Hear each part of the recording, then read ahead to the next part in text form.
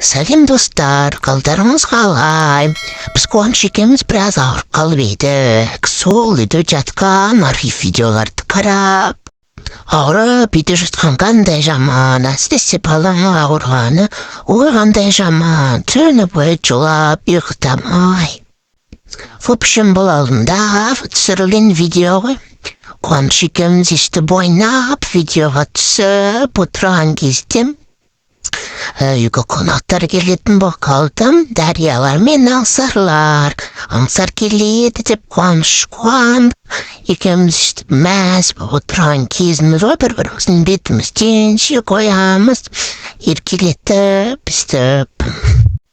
В общем, бұл күннің қызықтарын айтайын. Аңсарлар келгеннен кейін осылай трамвайның остановкаға барып, трамвай тостық. Ар тостық, бер тостық, трамвай жоқ. Ставан жоқ болған соң жаяу кеттік. Шаршап кеттік, құрсын трамвай түспек жүрейдік деп. Содан жайлатып, осы донерге келіп, осында біраз отырдып. Содан кейін видео айтты, видео үсті қуанышпен аңсар алысып ойнадым. Одан кейін Дария сурет салам деп кухняға келді. Оның артынан хвостик болып аңсар мен қуаныш та келді. Қуаныш жағаласып қарындаштарды алып өзінше сурет салмақшы болады. Аңсар міне ол. Сөйтіп прожа жасап, мен видеоға түстім. Сөйтіп прожа жасап, нешеттір жасап отырды. Жалпы бұлар енді апайын балалары ғой.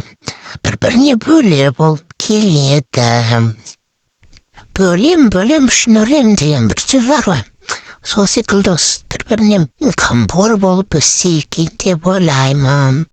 Міне Дарияның суретін қарап қойыңыздар, әдемі ғып гүл салып қойыпты. Некісі Дарияның сурет салуға деген таламды бар секілді.